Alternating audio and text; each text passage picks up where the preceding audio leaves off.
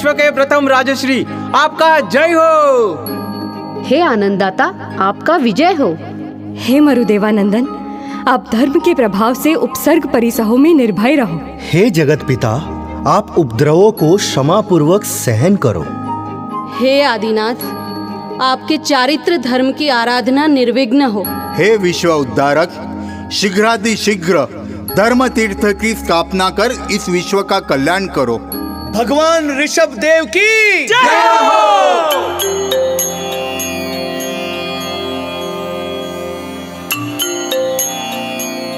विनीता नगरी की एक एक नेत्र पंक्तियों में आज भी वो 1000 वर्ष पूर्व का दृश्य जीवंत है, जब राज शासन का त्याग कर धर्म शासन की स्थापना हेतु विश्व के प्रथम राजश्री महाराजा ऋषभ के चरण घनघोर जंगलों की ओर आगे बढ़े। उन चरणों का अनुसरण करने उनके साथ निकले उग्र, भोग, राजन्य और क्षत्रिय कुल के कच, महाकच आदि 4000 राजवी पुरुष। लेकिन मैं उनके साथ नहीं जा पाया, क्योंकि 56 लाख पूर्व वर्ष तक जिस महामंत्री पद से मैंने महाराजा ऋषभ की सेवा की, उसी महामंत्री पद के द्वारा राजधानी विनीता नगरी के द्वितीय राजश्री महाराजा भरत की सेवा कर अपना राज कर्तव्य निभा रहा हूं। समग्र राजपाट, धन वैभव को जब राजाधिराज ऋषभ ने अपने 100 पुत्र को प्रदत्त किया, तब पुण्यशाली विनीता नगरी के अधिपति कहलाए महाराजा भरत।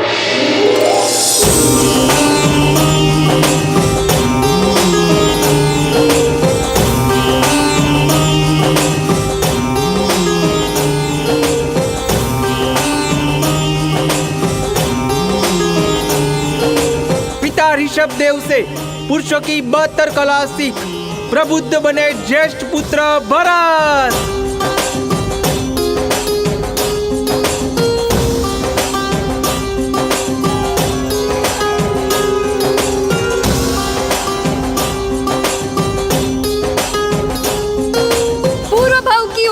वैयावच के फल स्वरूप प्रकृष्ट पुण्य के धारक बने कर्तव्य परायण भरत। भरत चक्रवर्ती की जय हो। भरत चक्रवर्ती की जय हो।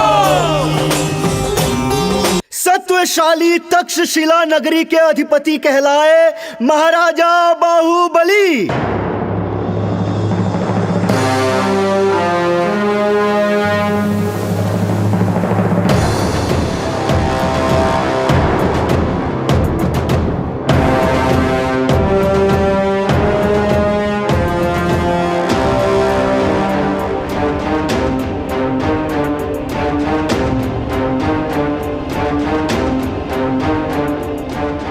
ऋषभ देव से हाथी, घोड़े, स्त्री पुरुष के लक्षणों को जान विचक्षण बने अनुज पुत्र बाहुबली।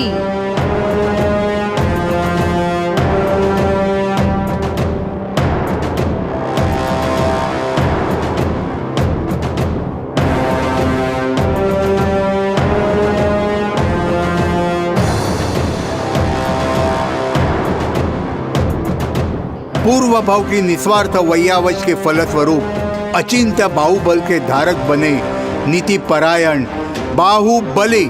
सम्राट बाहुबली की जय हो। भरत चक्रवर्ती की जय हो। सम्राट बाहुबली की जय हो। भरत चक्रवर्ती की जय हो।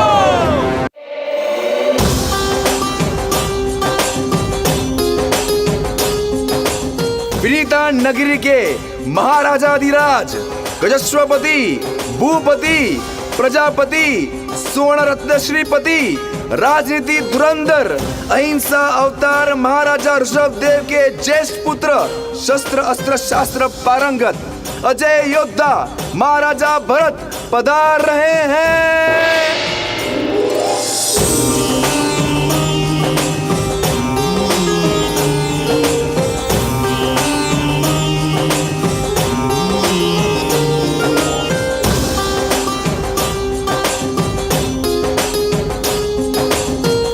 महाराज की जय हो। परमात्मा ऋषभ देव की जय हो। महाराज की जय हो। हे उद्यान पालक यमक, आपके मुख की प्रसन्नता से हम कोई सुखद संदेश का अनुमान कर सकते। शीघ्र कहिए, क्या हमें कोई शुभ पुण्य का उदय हुआ है? इस पृथ्वी के प्रथम राजर्षि जिनके पैर नग्न हैं, मस्तक पर मुकुट नहीं, देह पर आभूषण नहीं, कंठ में हार नहीं, आकाश जिनका छत्र और भूमि जिनकी शैया है, वैसे युगादि देव ऋषभ प्रभु को आज पुरीमिताल नगर में षटकानन उद्यान में केवल ज्ञान और केवल दर्शन प्राप्त हुआ है। प्रथम राजश्री, प्रथम केवड़ी, प्रथम जिनेश्वर, प्रथम तीर्थंकर, प्रथम धम्मवर चाउरंत चक्रवट्टिणम, ऐसे भगवान ऋषभ देव की जय हो, विजय हो। महाराज की जय हो, महाराज की जय हो। स्वामी, हमारी आयुधशाला में चक्र रत्न उत्पन्न हुआ है। विनीता नगरी के नाथ अजीत वीर महाराज भरत को 6 खंड के अधिपति बनाने की यात्रा में जो मार्गदर्शक बनेगा, वैसा चक्र रत्न प्रकट हुआ है।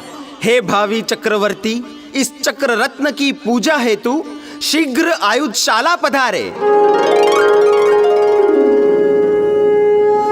आज आनंद में है अंग अंग, खुशियों के उठे हैं रंग रंग, ता थैया थैया ता थई, ता ता थैया थैया ता थई। हे महाराज, समाचार देने में उतावली? हाँ हाँ, मैं उतावली। पहले दौड़ी दौड़ी आई मैं। नहीं, मैं आई दौड़ी दौड़ी। मैं आई दौड़ी दौड़ी। मैं आई दौड़ी दौड़ी। मैं आई दौड़ी दौड़ी। हम दोनों आए दौड़े दौड़े। बधाई हो राजन, बधाई हो। जुग जुग जियो राजन, जुग जुग जियो। महारानी ने इक्ष्वाकु कुल नंदन को जन्म दिया है। भरत चक्रवर्ती की जय हो। राजपुत्र को देखने शीघ्रातिशीघ्र अंतःपुर पधारे राजन। महाराजा भरत के सन्मुख मानो एक धर्म संकट सा खड़ा है। कर्तव्य परायण भरत की विवेक बुद्धि किसे प्रधानता देगी? इस प्रश्न का उत्तर पाने हर कोई आतुर है। एक तरफ है परमात्मा, तो दूसरी ओर प्रजा, और तीसरी ओर है परिवार। आज हमारे महाभाग्य का उदय ही कहो कि एक साथ 3 अति उत्तम समाचार की प्राप्ति हुई है। नवजात पुत्र के प्रथम दर्शन कर स्वयं को पिता मानना मेरे मोह वृद्धि का कारण बन सकता है। चक्र रत्न के प्रथम दर्शन कर स्वयं को भावी चक्रवर्ती मानना मेरे मान वृद्धि का कारण बन सकता है। परंतु केवल ज्ञानी परमात्मा ऋषभ के प्रथम दर्शन एकमात्र मेरी आत्मा विशुद्धि का कारण है। धर्मरथ तैयार किया जाए। हम सर्वप्रथम तीर्थंकर ऋषभ देव के दर्शन हेतु प्रस्थान करेंगे। ऋषभ देव की जय हो। ऋषभ देव की जय हो। वाह महाराज वाह, आज मानो भरत के भीतर में बसे ऋषभ देव के दर्शन हुए। भरत महाराजा के चरण सर्वप्रथम देवाधिदेव प्रभु आदिनाथ की दिशा में पड़े, फिर चक्र रत्न के विनय हेतु आयुधशाला पहुंचे और अंत में राजपुत्र के लिए अंतःपुर तक पहुंचे। जिनके जीवन में प्रथम स्थान परमात्मा का हो, द्वितीय स्थान कर्तव्य पालन का हो और उसके पश्चात संबंधों का स्थान हो, वही विजयी कहलाता है। यहां विनीता नगरी के जन जन में उत्साह व्याप्त है, क्योंकि कुछ ही दिनों में प्रारंभ होने वाली है महाराजा भरत की संपूर्ण भरत क्षेत्र के अधिपति बनने की विजय यात्रा, दिग्विजय यात्रा। घड़ी खम्मा महामंत्री जी, आपकी आज्ञा अनुसार 84 लाख अश्व, 84 लाख हाथी, 84 लाख रथ और 96 करोड़ पायदल दिग्विजय यात्रा के लिए सज्ज हैं। उत्तम, अति उत्तम। हमें 6 खंड विजय यात्रा के दरमियान इतनी विशाल सेना की आहार व्यवस्था हेतु 360 रसोइयों की आवश्यकता होगी। जी महामंत्री जी, जैसी आपकी आज्ञा। 84 लाख अश्व, 84 लाख हाथी, 84 लाख रथ, 96 करोड़ पायदल। इतनी विशाल संख्या सुन के आप आश्चर्यचकित तो नहीं हुए ना? ये मात्र कोई काल्पनिक संख्या नहीं, लेकिन वास्तविक रिद्धि है एक सत्वशाली, द्युतिशाली, पुण्य प्रतापी चक्रवर्ती सम्राट की।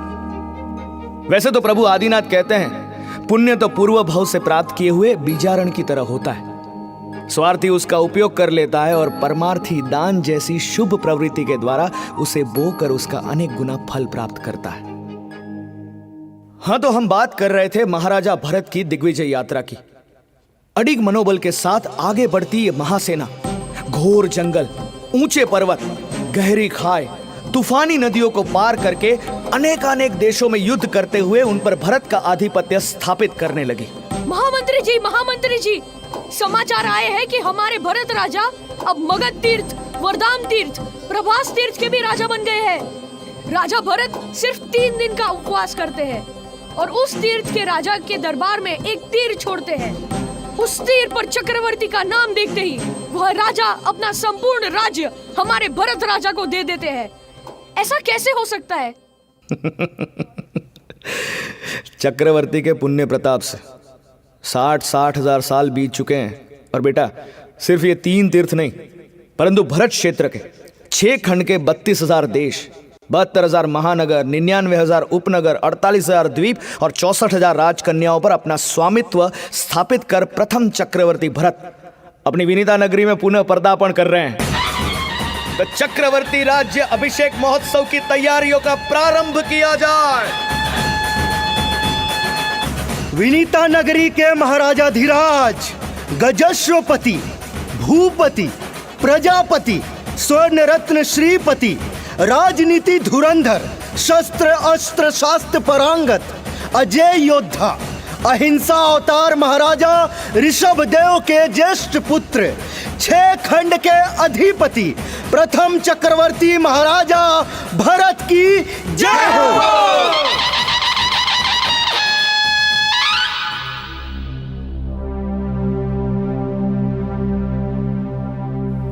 हे आदेश्वर के ज्येष्ठ पुत्र भरतेश्वर, भरत क्षेत्र को प्रथम स्वामित्व अर्पण करने वाले प्रथम चक्रवर्ती, आज आपका शौर्य शंखनाद संपूर्ण विश्व में फैला है। आज तो अत्यंत शुभ, मंगलोत्तम, उत्तमोत्तम अवसर है, फिर आपके मुख पर प्रसन्नता के स्थान पर हमें चिंता क्यों दृष्टिगोचर हो रही है? एक चिंता का विषय हम सबके सामने आ खड़ा हुआ है। रूठे हुए बालक की तरह चक्र रत्न इस राजधानी विनीता में प्रवेश ही नहीं कर रहा। क्या इस भरत क्षेत्र के 6 खंड में अभी भी मेरा कोई शत्रु है जो चक्रवर्ती भरत की आज्ञा का स्वीकार नहीं कर रहा? चक्र रत्न अर्थात एक ऐसा देवीय रत्न जो संपूर्ण दिग्विजय यात्रा का मार्गदर्शक होता है। और जब भरत क्षेत्र के हर एक राजा चक्रवर्ती के अधीन हो जाते हैं, तब ही वो राजधानी में प्रवेश करता है। संपूर्ण विनीता नगरी में एक ही विषय चर्चित है कि 60,000 वर्ष की परिक्रमा के बाद भी क्या भरत चक्रवर्ती नहीं बन पाए? यही प्रश्न का उत्तर जिन शासन के इतिहास में एक नया पृष्ठ सम्मिलित करेगा। महाराज, बुरा ना मानो तो एक बात कहूं, मुझे तो ये किसी द्वेषी का षड्यंत्र लगता है। अगर आप आज्ञा दे तो लड़ाई कर ही ले। मंत्रीश्वर, भूलो मत, अब महाराजा भरत चक्रवर्ती बन चुके हैं और भरत क्षेत्र में ऐसा कोई राजा नहीं जो चक्रवर्ती के अधीन न हो, तो उनका कोई द्वेषी कैसे हो सकता है? महाराज, हमने हजारों सैनिकों के द्वारा इस चक्र रत्न को खींचकर नगर में प्रवेश करवाने की लाख कोशिश की, लेकिन उस दैवी रत्न को खींचना असंभव है। क्षमा करें महाराज, लेकिन आप ऐसे कई राजाओं को भूल रहे हैं जिन्होंने अब तक आपके स्वामित्व का स्वीकार नहीं किया है। क्या ऐसे कौन से दुर्भागी जीव हैं जिन्हें हम नहीं देख पा रहे हैं और आपकी चातक नजर ने खोज लिया है? महाराज, जगत पिता भगवान ऋषभ देव ने अणगार बनने से पूर्व अपने साम्राज्य को अपने 100 पुत्रों में विभाजित किया था। आपके 99 लघु भ्राता आज भी अपनी नगरी के राजा हैं, स्वाधीन हैं और सत्ताधीश हैं। जब तक वे आपका शरण नहीं स्वीकारेंगे, तब तक आप 6 खंड के शरणदाता नहीं कहलाएंगे। सेनापति, आप भूल रहे हो कि वो राज्य तो बाहुबली आदि 98 पुत्रों को तीर्थंकर ऋषभ से प्राप्त हुई एक भेंट है। तो उन्हें इस भेंट को सर्वसत्ताधीश, सर्वशक्तिमान चक्रवर्ती भरत के चरणों में अर्पण करनी होगी। आप उचित कह रहे हैं सेनापति। जब तक हमारे लघु भ्राता हमारे अनुशासन का स्वीकार नहीं करते, तब तक हम पूर्ण विजेता नहीं कहलाएंगे। लेकिन अगर छोटे भाई हमारी बात नहीं मानेंगे तो ये हमारे लिए शर्म की बात होगी, और उनके साथ युद्ध की तो हम कल्पना ही नहीं कर सकते। तक्षशिला आदि 99 नगर में विश्वासुदूत को भेजा जाए और हमारे लघु भ्राताओं को चक्रवर्ती भरत का स्वामित्व स्वीकारने का आदेश दिया जाए। जी महाराज। चक्रवर्ती भरत की जय। चक्रवर्ती भरत की जय। चक्रवर्ती भरत की जय। प्रभु तमे तर्या मने तारो रे, आदेश्वर अलबेलो रे, मारो आदेश्वर अलबेलो रे। ये शब्द सिर्फ मेरे नहीं लेकिन हृदय उद्गार है प्रभु ऋषभ के 98 पुत्रों के, जो भरत की अधीनता का आदेश सुन पहुंच जाते हैं देवाधिदेव ऋषभ की शरण में। संबुज्जः किम न बुज्जः, यानी कि ये एक सम्यक बोध है कि तुम क्यों ये बोध प्राप्त नहीं करते। इन ब्रह्म शब्दों के साथ प्रभु ने फरमाया कि आप सबको अधीन बनना है, पराधीन बनना है या स्वाधीन बनना है। प्रभु के वैराग्य सभर वचनों का स्पर्श पाकर किसी के अधीन ना बनने की चाह वाले 98 राजकुंवर एक साथ निकल पड़े संयम के राजपथ पर स्वाधीन बनने की दिशा में। जो अपनी उलझन को प्रभु के पास लेकर जाते हैं उनकी सिर्फ उलझन नहीं सुलझती, लेकिन वो स्वयं भी सुलझ जाते हैं, सुधर जाते हैं और संभल जाते हैं। लेकिन बाहुबली के पास गया हुआ दूत अब तक लौटा नहीं है, तो चलो चलते हैं बहली देश की तक्षशिला नगरी में, नीति पारायण महाराजा बाहुबली के दरबार में।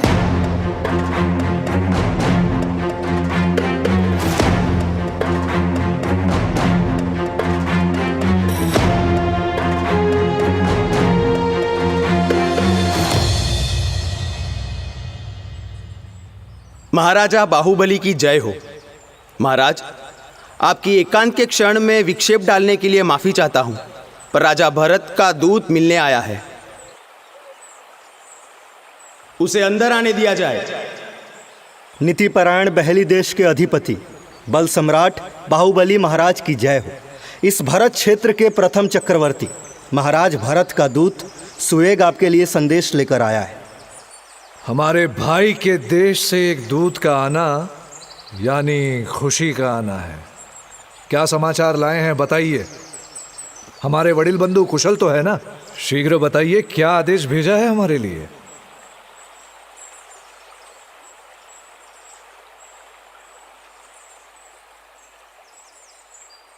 बहली देश के राजा बाहुबली का प्रत्युत्तर जरूर देना भरत चक्रवर्ती को कि मैं उनकी अधीनता को अस्वीकार करता हूं।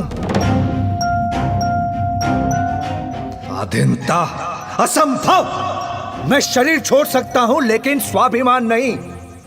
पिता ऋषभ देव ने मुझे यह बहली देश का राज्य अपने दीक्षा अंगीकार के पूर्व सुपुर्द किया है। उस पर मेरा अधिकार है और मैं मेरा अधिकार किसी को नहीं सौंप सकता। आप जा सकते हैं। अहंकार ही अंधकार की जननी होती है। एक भाई को साम्राज्य इच्छित है और दूसरा भाई उसी साम्राज्य पर मूर्छित है। इस इच्छा और मूर्छा की खींचातनी में संबंध, स्नेह और संस्कार की डोर मानो टूटने वाली है। सही कहा है तीर्थंकर ऋषभ ने, इच्छाऊ आगस समय अनंत्या। इच्छा आकाश के समान अनंत होती है और इन अनंत इच्छाओं को पूर्ण करते करते जीवन का कब अंत हो जाता है यही पता नहीं चलता। देखिए ना, साथ साथ खड़े रहने वाले दो भाई भी आज आमने सामने खड़े रहने की तैयारी कर रहे हैं, मात्र इच्छाओं के कारण। एक को सब कुछ पा लेने की इच्छा है और दूसरे को कुछ भी नहीं छोड़ने की इच्छा है। क्या ये इच्छाएं कोई अनहोनी का सर्जन करेगी? महामंत्री जी, आप मुझे नहीं बाहुबली को समझाए। उसने हमारे आदेश का अस्वीकार करने की हिम्मत कैसे? हम उसके बड़े भाई हैं। सच कहूं मंत्री जी, पिता के दिए हुए राज्य को अपने छोटे भाइयों से छीनने का विचार कर भरत ने अपनी गुरुता और बड़प्पन को खो दिया है। 31,999 देश के राजाओं ने हमें चक्रवर्ती सम्राट बनाने, सहर्ष हमारे स्वामित्व का स्वीकार किया। पराये होते हुए भी वो हमारे अपने बन गए। तो फिर हमारे स्वामित्व का अस्वीकार कर हमारा अपना छोटा भाई हमें 32,000 देश के अधिपति चक्रवर्ती बनने से क्यों रोक रहा है? 31,999 देश के राजा तो पराये थे। राजनीति का नियम है, जो अपना नहीं वो शत्रु सही। इसी नए शत्रु से युद्ध कर 6 खंडों पर तो उन्होंने स्वामित्व पा लिया है, लेकिन सत्ता के मोह में भरत अपनों के अपने ही छोटे भाइयों के राज्य को छीनने का विचार कर इतना निर्दय कब से बन गया? महाराज, इस धर्म संकट से बाहर निकलने का कोई रास्ता तो जरूर होगा। महामंत्री, हमें एक ही रास्ता दिखाई दे रहा है। सर्वसत्ता को पाने के लिए भरत अपने लघु भ्राता बाहुबली से युद्ध करेगा। युद्ध? अपने स्वाभिमान को सुरक्षित रखने मैं बाहुबली चक्रवर्ती भरत से युद्ध करने के लिए तैयार हूँ। जिनके पिता अहिंसा के अवतार है, क्या उनके 2 पुत्र युद्ध में नरसंहार करेंगे? जिनके पिता स्वयं शुद्ध है, स्वयं बुद्ध है, उनकी संतान क्या युद्ध करेगी? हाँ, हम युद्ध करेंगे।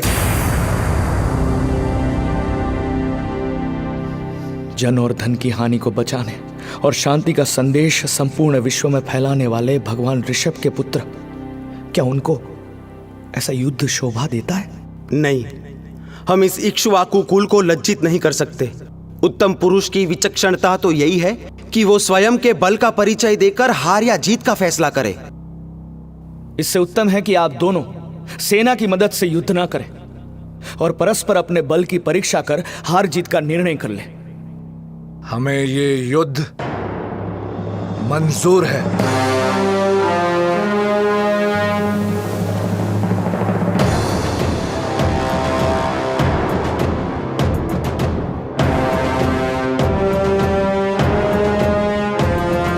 भरत और बाहुबली के बीच अहिंसक युद्ध अर्थात दृष्टि युद्ध, वचन युद्ध और मल्ल युद्ध के द्वारा जय पराजय का निर्णय लिया जाएगा।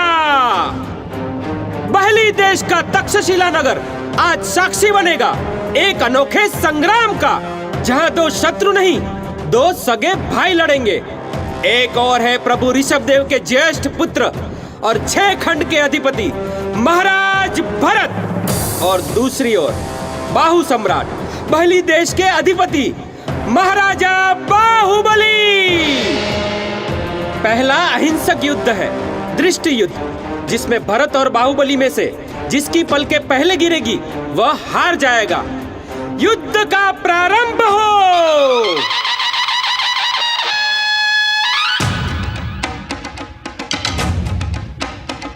प्रारंभ प्रथम युद्ध हुआ जो दृष्टि युद्ध कहलाता है। प्रारंभ प्रथम युद्ध हुआ जो दृष्टि युद्ध कहलाता है। दृष्टि की शक्ति पर ही हार जीत का नाता है। दृष्टि की शक्ति पर ही हार जीत का नाता है। पूर्ण शक्ति आंखों में थी, नजरों से मिली नजर। अरे देखो देखो, लगता है इसमें हार जीत तो होगी ही नहीं। वाह वाह, क्या योग संयम है। मानो दोनों की आंखें शिला के जैसे निश्चल हो गई हो। तब थक गए भरत, पलके हिली और हो गए लज उनकी नजर। अरे देखो देखो, महाराजा भरत की पलकें झपक गई। हमारे सम्राट बाहुबली जीत गए। दृष्टि युद्ध के विजेता बाहुबली जी की जय हो। भगवान ऋषभ कहते हैं कि राजा हो या नगर शेठ, एक दिन दुखी होकर स्वयं का स्थान छोड़ता ही है। चक्रवर्ती पद हो या कोई और, एक दिन तो सबको छोड़ना है। फिर जो छोड़ना है उसके लिए क्या लड़ना, क्या झगड़ना। पिता की त्रिकाल वाणी ये 2 पुत्र क्यों नहीं समझ पा रहे हैं। अब प्रारंभ हो रहा है द्वितीय युद्ध अर्थात वाक युद्ध। जिस योद्धा के वचन में ज्यादा प्रबलता होगी वही विजेता कहलाएगा। द्वितीय युद्ध प्रारंभ हो। अजय योद्धा बाहुबली जी की जय हो। महाराजा भरत की जय हो। प्रारंभ द्वितीय युद्ध हुआ जो वाक युद्ध कहलाता है। प्रारंभ द्वितीय युद्ध हुआ जो वाक युद्ध कहलाता है। जिसने की घोर गर्जना वो योद्धा जीत को पाता है। पहला भरत सिंहनाद हुआ, फिर ललकारा बाहु ने।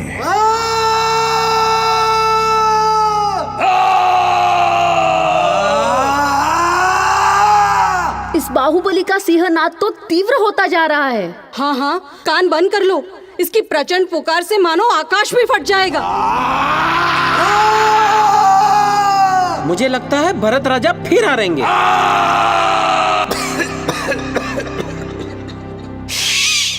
पृथ्वी के सर्वोच्च बलधारी महाराज बाहुबली की जय हो। ये हार और जीत का क्रम भी तो अशाश्वत है। जो प्राप्ति आज खुशी का कारण बनती है वही कल अतृप्ति का कारण बन जाती है। हे सर्वज्ञ पुत्रों, इस क्षणिक हार और जीत के लिए तुम्हारा जन्म नहीं हुआ है। चलो लड़ाई छोड़कर हम अतृप्ति के कारण का ही नाश कर दे। सुनो सुनो सुनो, ये तृतीय और अंतिम युद्ध है, बाहु युद्ध। इस युद्ध का विजेता चक्रवर्ती घोषित होगा। तृतीय युद्ध प्रारंभ हो। भावी चक्रवर्ती बाहुबली की जय हो। महाराजा भरत की जय हो। हाँ? था शेष एक ही बाहु युद्ध, अंतिम जय जिस पर निर्भर थी। था शेष एक ही बाहु युद्ध, अंतिम जय जिस पर निर्भर थी। वो बेला आखिर आ ही गई सेना की जिस पर नजरें थी। दोनों योद्धा बाहुबल से कौशल खुद का दिखलाते हुए। क्या एक साथ इस पृथ्वी पर दो चक्रवर्ती हो सकते हैं? क्या लगता है, क्या एक म्यान में दो तलवार रह सकती हैं? नहीं, एक म्यान में एक तलवार, या तो भरत या तो बाहुबली। आ गया पसीना चक्री को, बाहु से जो न जीत पाया। अभिमान चूर हो गया भरत का, अब अपने ही भाई द्वारा। बोलो बोलो नूतन चक्रवर्ती महाराजा बाहुबली की जय हो। खुद को यूं ऐसा हार समझ क्रोध तुरंत आ जाता है। हार उसकी हो गई, भाई पर चक्र चलाता है। भरत! अरे ये भरत ने क्या किया? ये चक्र रत्न तो बाहुबली को मार देगा। भाई के कर से चक्र चला, भाई का खून बहाने को। पत्थर हो गया हृदय भाई का शीश झुकाने को। ये भरत युद्ध में हर एक नीति भूल चुके हैं। भाई की हत्या कर प्राप्त सत्ता तुम्हें कांटों की तरह नहीं चुभेगी। पर भरत राज हैरान हुए, वो चक्र नहीं चलने पाया। भाई के चक्कर लगाकर वापस भरत के कर आया। सत्ता के नशे में मुग्ध मानवी सभी नीतियों को कोसों दूर छोड़ आता है। क्रोध हमसे सब कुछ भुलवा देता है। चक्र रत्न समान गोत्र वालों का वध नहीं करता, लेकिन यह भरत को कैसे याद रहता? वो तो उन्मत्त बन चुके थे। बाहुबली, तुम चक्रवर्ती नहीं बन सकते। मैं तुम्हें नहीं छोड़ूंगा।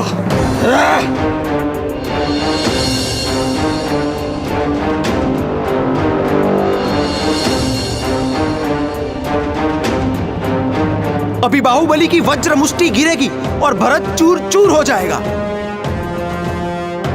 बाहु! ये मत भूलो कि तुम क्षमा क्षमण ऋषभ के पुत्र हो।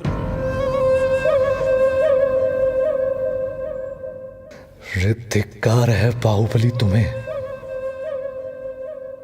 तूने अपने पिता को ही पहचाना नहीं। जो पिता ऋषभ ने तर्ण की तरह राज्य को त्यजा, जो पिता ने रज की तरह स्वर्ण रजत त्यजी, उन्हीं का पुत्र मैं इस अशाश्वत सत्ता के लिए अपने भाई का वध करूंगा। और मानो कि रण संग्राम में ऋषभ कथित क्षमा का विजय हुआ। बाहुबली के मन में क्षमा की भावना ऐसी चमकी कि भाई की हत्या करने ऊपर उठा हाथ तीव्र वेग से स्वयं के मस्तक पर आया और क्षण मात्र में क्षमा से वैरागी बने बाहुबली ने अपने केश का लुंचन कर दिया। हो शूरवीरता! संग्राम भूमि बन गई बाहुबली की संयम भूमि। बोलो बोलो वैरागी बाहुबली की जय। बोलो क्षमाशूर बाहुबली की जय। क्षमा सिर्फ 2 अक्षरों से बना यह शब्द क्षमा। इस शब्द का उच्चारण भले कितना ही सरल क्यों न हो, लेकिन अहंकारी के लिए इसका आचरण अपने दांतों से लोहे के चने चबाने जितना कठिन होता है। अहंकार का जन्म सत्ता, समृद्धि और सुख के गर्भ में होता है। देखिए, दुनिया में ऐसी कौन सी सत्ता है जो मृत्यु के बाद साथ आती है? विश्व में ऐसी कौन सी समृद्धि है जो अंत में माटी नहीं बन जाती, और जगत में ऐसा कौन सा सुख है जिस पर एक्सपायरी डेट नहीं लिखी होती? और ये सत्ता, सुख और समृद्धि जो कल थे ही नहीं और कल रहने नहीं वाले, जो अशाश्वत है, उसके लिए क्यों भरत और बाहुबली बने? और जहां जहां अहंकार होता है वहां वहां भरत और बाहुबली का पुनर्जन्म होता ही है। जब अहंकार झुक जाता है तब अनहोनी रुक जाती है। अहंकार को झुकने के केवल और केवल दो ही मंत्र हैं, जी और ओके। जिस घर में बड़ों की बात सुनकर पहला शब्द जी निकले और छोटों की बात सुनकर पहला शब्द ओके निकले, मान लेना उस घर में कभी भी भरत और बाहुबली के रण संग्राम का सर्जन होगा ही नहीं। और ऐसे परिवार में साल में एक दिन नहीं, पर हर दिन हर क्षण क्षमापना पर्व मनाया जाएगा।